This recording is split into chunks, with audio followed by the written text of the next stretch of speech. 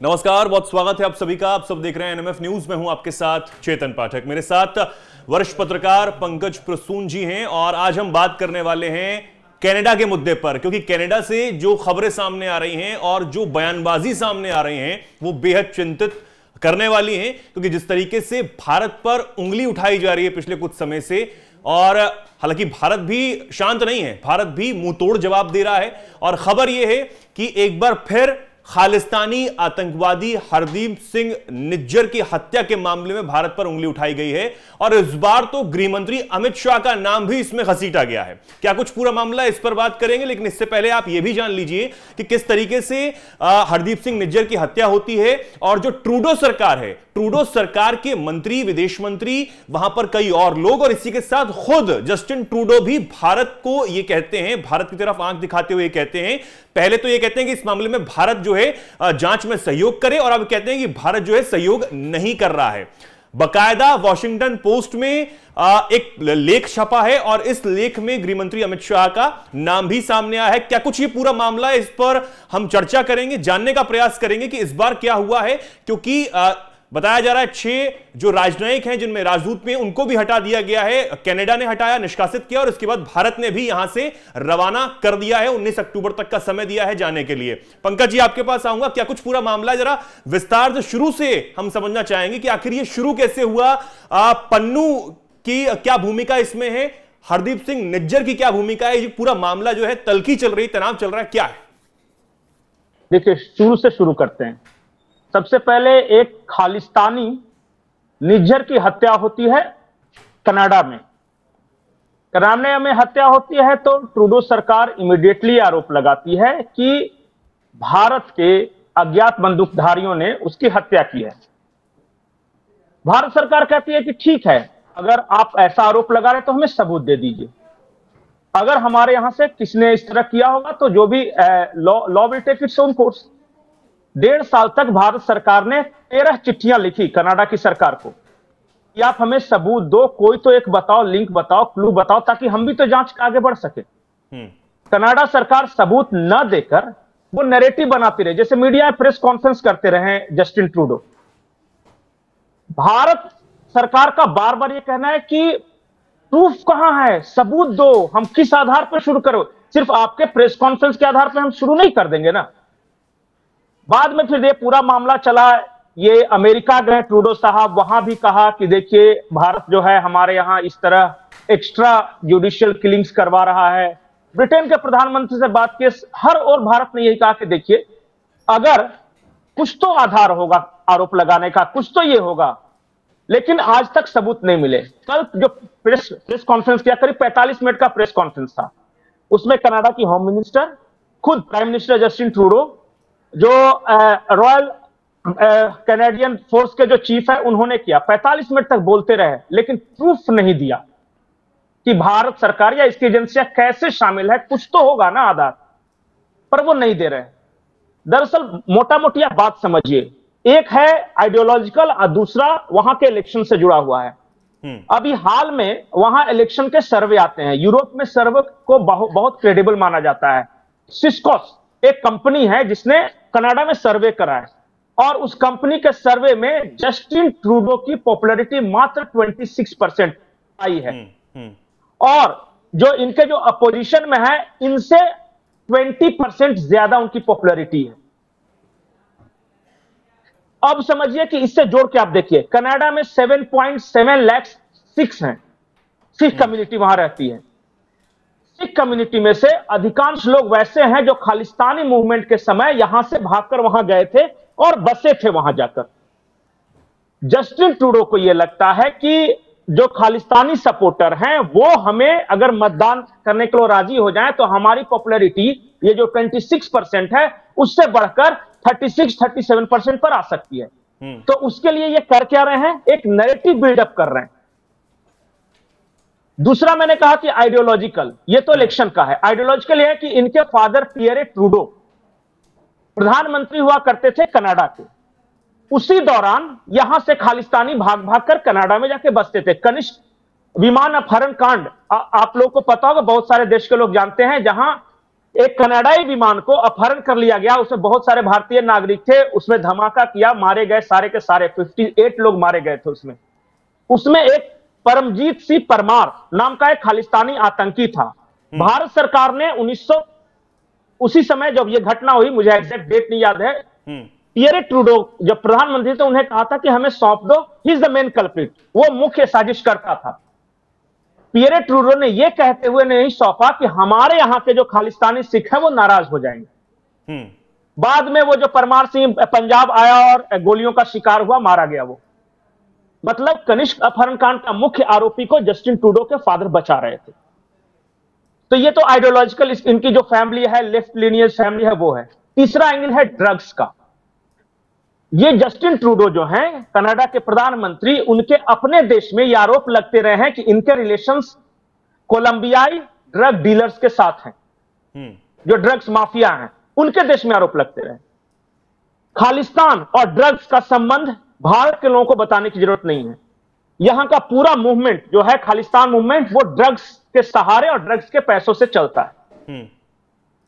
और कहा यह जाता है कि कोलंबियाई जो ड्रग्स कार्टेल है उसके संबंध खालिस्तानियों से, और उनके संबंध ये मणिपुर में कुकीज आतंकियों से भी हैं, क्योंकि वहां सबसे उच्चतम क्वालिटी के ड्रग्स पाए जाते हैं और वहां से ये पूरा कार्टेल चलता है। डायमंड ट्रायंगल बोलते हैं उस पूरे एरिया को।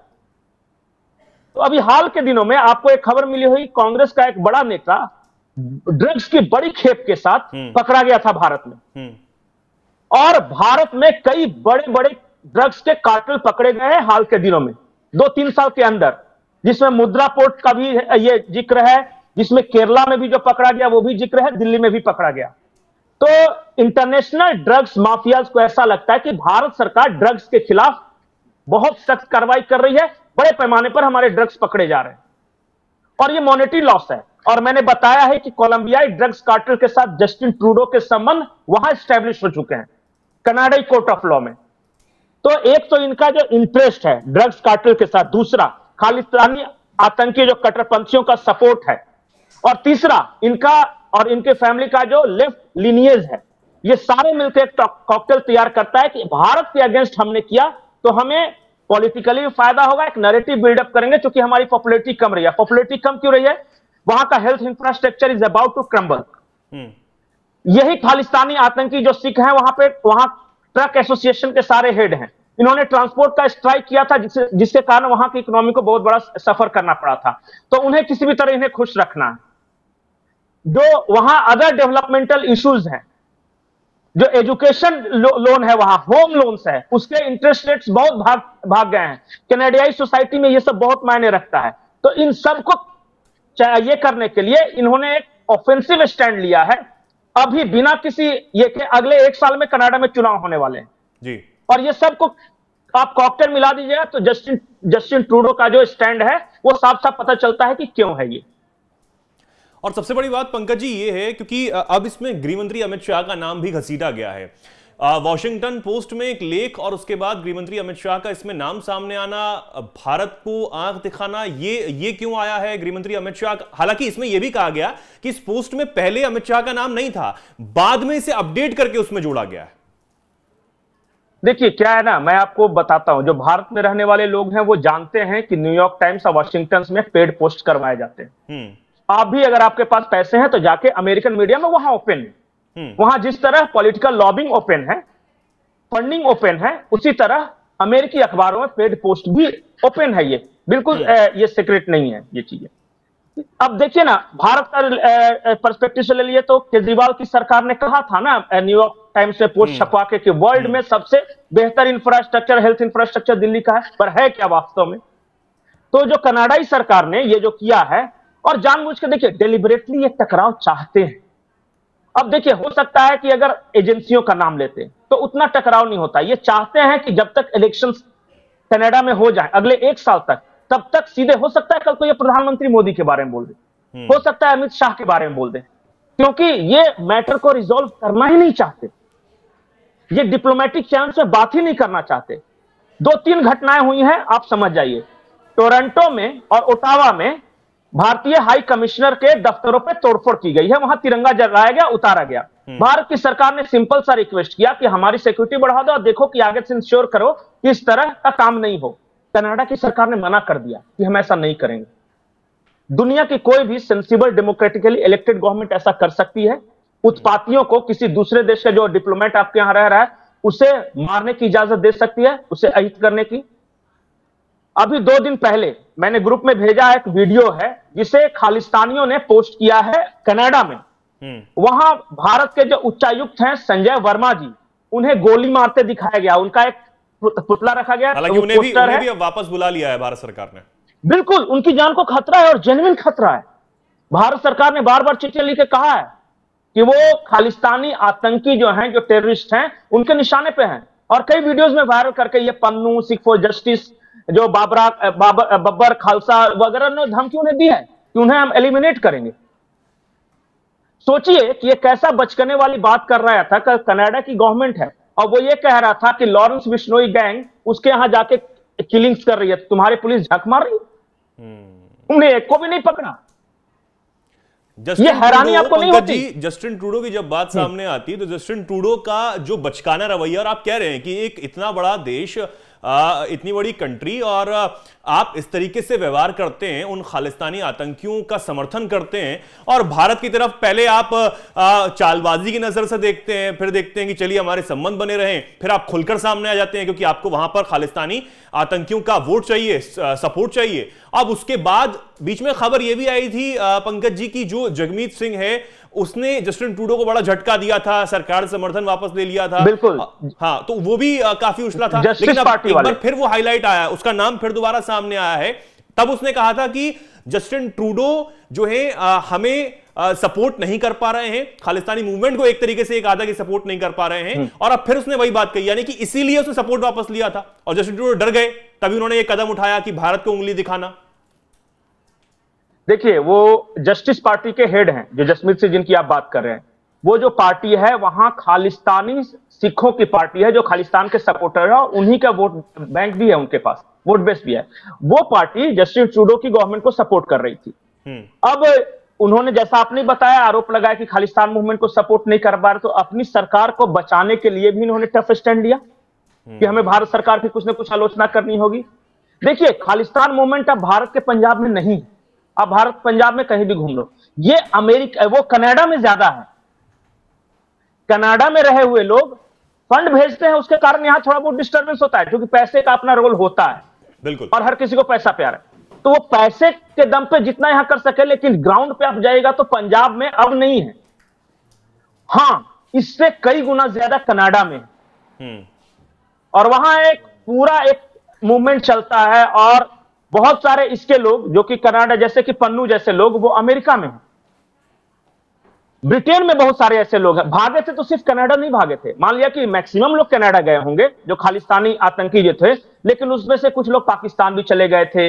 जो गरीब टाइप के थे वो पाकिस्तान गए, थोड़ा और पैसे वाले थे, क्योंकि ये IFS का बेटा है, ये पन्नू इंडियन फॉरेन सर्विसेज में इसके फादर थे, तो ये अमेरिका चला गया। क्योंकि ब्रिटेन कुछ लोग चले गए जिनका आजादी के समय से वहां कनेक्शन था, जो उनकी फैमिलीज रहती थी लंदन में। तो लंदन, अमेरिका और मेजर कनाडा में, यहां पे ये खालिस्तानी सपोर्टर्स आदमी हैं और बड़े पैमाने पे इन्हें फंडिंग मिलती है। उस वजह से ये मूवमेंट इन्होंने जिंदा रखा है। जस्टिस पार्टी की पूरी फंडिंग इन्हीं ये प्रोसेस, यानी का जो ये पाइपलाइन है, उसी से आता है। तो वहां भी पैसे का खेल है। और जस्टिन ट्रूडो जब तक भारत के खिलाफ टफ स्टैंड नहीं लेंगे, इन्हें लगता है कि जस्टिस पार्टी मुझे सपोर्ट नहीं करेगी, तो उस वजह से भी इन्हें लेना पड़ रहा है। बिल्कुल। पंकज जी, एक सवाल और, क्योंकि जिस तरीके से अभी पिछले दिनों खबर सामने आई थी कि अमेरिका की एक कोर्ट ने अजीत डोभाल को भी एक समन जारी किया था पन्नू के ही मामले में। पन्नू ने वहां पर जो केस रजिस्टर्ड करा हुआ था कि उसकी हत्या की साजिश जो है वो रची गई, कोशिश जो है वो हुई है, और कई और रॉ अधिकारियों का भी नाम उसमें शामिल आया था। लेकिन जस्टिन ट्रूडो जैसे लोगों को की तरफ से ऐसे लोगों को बढ़ावा देना, खालिस्तानी मूवमेंट को बढ़ावा देना और पन्नू को बढ़ावा देना, निज्जर की हत्या मामले में सीधे भारत जैसे देश पर उंगली उठा देना, और आप अब एक कुर्सी बचाने के लिए आप इतने बड़े देश से, इतनी बड़ी डेमोक्रेसी से सीधे तौर पर टक्कर लेने के लिए तैयार हो जाते हैं उन खालिस्तानियों के लिए जो आपका समर्थन तक नहीं कर रहे हैं आपकी सरकार में। देखिए, ये पन्नू वाला मामला थोड़ा सा अलग टेक्निकल इशू है। पन्नू ने जो केस किया है और उसके अनुसार कोई गुप्ता जी थे जो कि ड्रग डीलर थे, वो दूसरे देश में हंगरी में ड्रग डीलिंग करते, तो वो आते हैं यहाँ पे अमेरिका में और वो हथियार मंगाते हैं और पन्नू की हत्या की कोशिश करते हैं। ये पन्नू का आरोप है जो इसके केस में। ठीक है। और इसका पन्नू का ये कहना है कि वो ड्रग डीलर के पीछे भारत की खुफिया एजेंसी RANW का हाथ है, रॉ।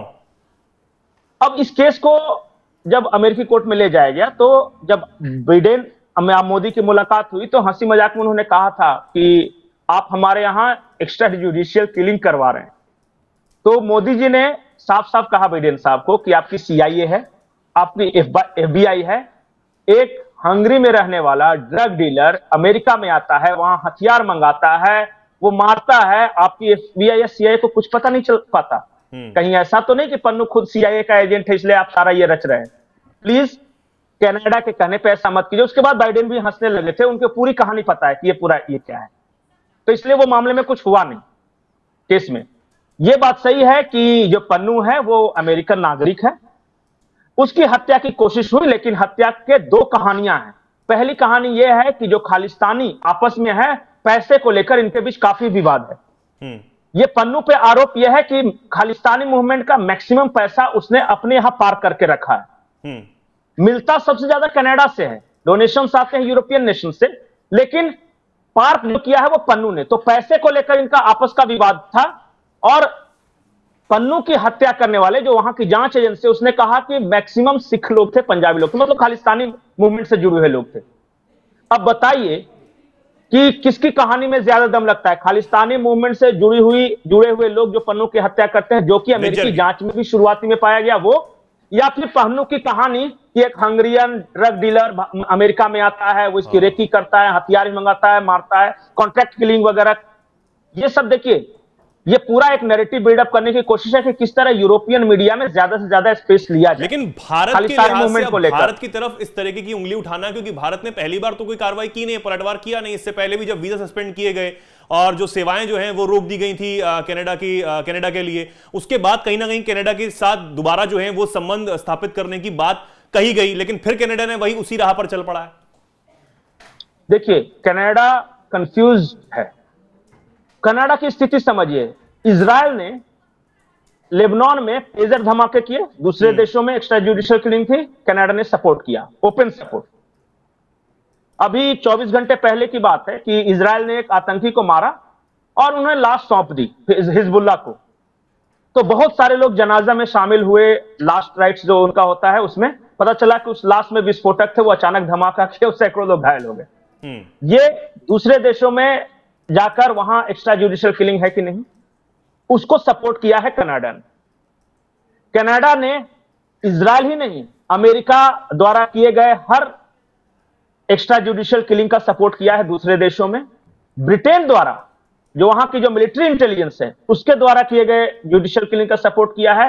अपने यहां जो कि मतलब कि ग्लोबल टेररिस्ट है, उसके यहां छुपा के रखा है, खुलेआम कहता है कि इसे नहीं सौंपेंगे, और उस एक्स्ट्रा जुडिशियल किलिंग को ये डिफेंड कर रहे हैं।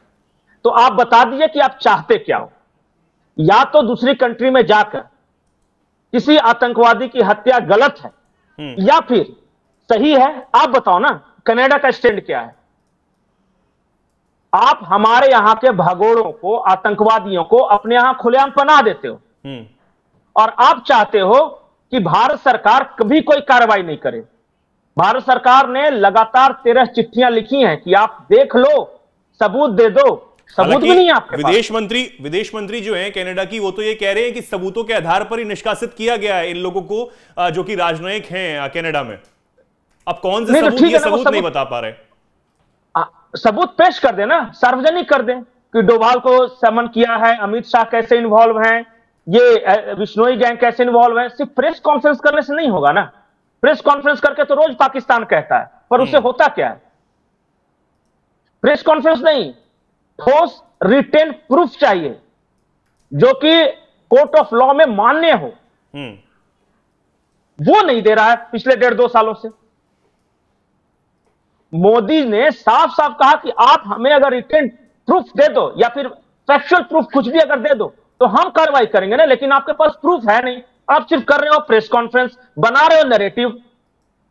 लेकिन पंकज जी, आगे जाके आने वाले समय में किस तरीके के संबंध अब कनाडा के भारत से रह सकते हैं? क्योंकि जस्टिन ट्रूडो तो मानने वाले हैं नहीं। जस्टिन ट्रूडो तो ये समझ आ गया है कि वो सिर्फ खालिस्तानियों के इशारों पर चलना जानते हैं, और जो खालिस्तानी कहेंगे अपनी सरकार बचाने के लिए, अपनी कुर्सी बचाने के लिए, वो कुछ भी, किसी भी हद तक जाने को तैयार हो सकते हैं। और अब तो जगमीत सिंह ये भी कह रहे हैं कि भाई आप भारत के खिलाफ आपत्ति जताइए, भारत के खिलाफ आप कड़ी कार्रवाई कीजिए, ये कहता हुआ वो व्यक्ति नजर आ रहा है। और जस्टिन ट्रूडो इस पर भी चुप है। और जो रवैया सामने आ रहा है जस्टिन ट्रूडो का, कि ये कहना कि भारत का पूरा हाथ है, जांच में सहयोग नहीं कर रहा है, तमाम और भी चीजें कहना, उच्चायुक्तों को यहां से हटा देना, उनको सुरक्षा ना प्रदान कर पाना, यह भी एक बहुत बड़ी बात है। तो भारत के लिहाज से अब क्या आगे हो सकता है? क्योंकि खालिस्तानी अगर इतने हावी वहां की सरकार पर रहेंगे तो भारत के खिलाफ भी तो कहीं ना कहीं साजिश जो है वो पनपेगी। देखिए, 1 साल के अंदर कनाडा के इलेक्शंस होने वाले हैं। तब तक आप भूल जाइए कि भारत और कनाडा के बीच में रिश्ते अच्छे होने वाले हैं, क्योंकि और ज्यादा ऑफेंसिव स्टैंड लेंगे वो, ज्यादा से ज्यादा खालिस्तानियों को खुश करने के लिए। लेकिन ए रे ऑफ होप ये है कि जस्टिन ट्रूडो की पॉपुलैरिटी अपने रिकॉर्ड लो पे है। और जो अपोजिशन लीडर है पियरे पोलिवेरे, जो कि इंडिया के सपोर्टर हैं, और उन्हें खुलेआम वहां की संसद में भी और मीडिया में भी यह बयान दिया है कि जस्टिन ट्रूडो ये पॉलिटिकल स्टैंड ले रहे, इंटरनल पॉलिटिक्स की वजह से दूसरे देशों के साथ रिश्ते खराब नहीं करने चाहिए। तो उनकी पॉपुलैरिटी 56% है, इनकी 26% है। तो ज्यादा चांसेस ये है कि पियरे पोलिवेरे जो है वो अगले प्रधानमंत्री होंगे, तब तक हमें इंतजार करना होगा। रही बात दूसरे देशों की, जैसे ये ब्रिटेन और अमेरिका वगैरह जा रहे हैं गुहार लगाने, तो वो कुछ नहीं करने वाले। क्यों नहीं करने वाले? क्योंकि अमेरिका ऑलरेडी यूक्रेन युद्ध में फंसा हुआ है। अमेरिका ऑलरेडी जो इजराइल वाला फ्रंट है ईरान के साथ वो फंसा हुआ है। अमेरिका कभी नहीं चाहेगा कि भारत जैसे देश के साथ एक नया फ्रंट खोला जाए, वो उलझ जाएगा, बर्बादी ही बर्बादी उसकी है। तो अमेरिका कनाडा की पीठ सहलाते रहेगा, लेकिन कोई वो मेजर कुछ स्टैंड लेगा इसकी संभावना बेहद कम है। और ब्रिटेन के मामले में मैं एक बात कह सकता हूं कि अमेरिका का स्टैंड जो फॉरेन पॉलिसी है वही ब्रिटेन की फॉरेन पॉलिसी रहेगी। मतलब एक तरह से शैडो है वो। आज की तारीख में न ही ब्रिटेन न ही अमेरिका भारत के खिलाफ कुछ करने वाले हैं, क्योंकि उन्हें कनाडा से ज्यादा इंडिया की जरूरत है। मेरा आखिरी सवाल पंकज जी ये रहेगा, मेरा आखिरी सवाल ये रहेगा कि जिस तरीके से कनाडा अब ये चाल जो चल रहा है भारत की तरफ उंगली उठाना, लेकिन भारत जो है पलटवार जरूर कर रहा है, क्या भारत खुद आगे से जाकर ऐसे खालिस्तानियों पर हाथ डालेगा? देखिए, डालना चाहिए। हर देश को अपने आप को डिफेंड करने का अधिकार है, यह नैसर्गिक अधिकार है।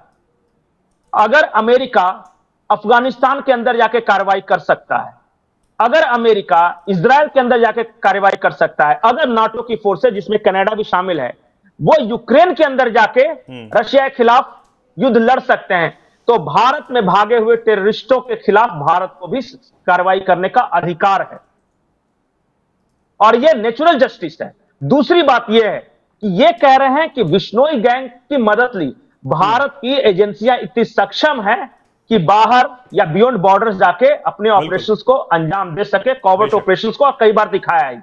हमें किसी भी छोटे मोटे गैंग की जरूरत नहीं है, ये बचकाना है। और अगर उस गैंग ने काम किया है तो ये आपके लॉ एंड ऑर्डर का फेल्योर है, आपकी सिक्योरिटी एजेंसी का फेल्योर है कि भारत का एक छोटा सा गैंग कनाडा में जाके आपके लोगों को मार देता है और आप कुछ नहीं कर पाते। एक व्यक्ति को आज तक नहीं पकड़ पाए, नॉट इवन सिंगल पर्सन।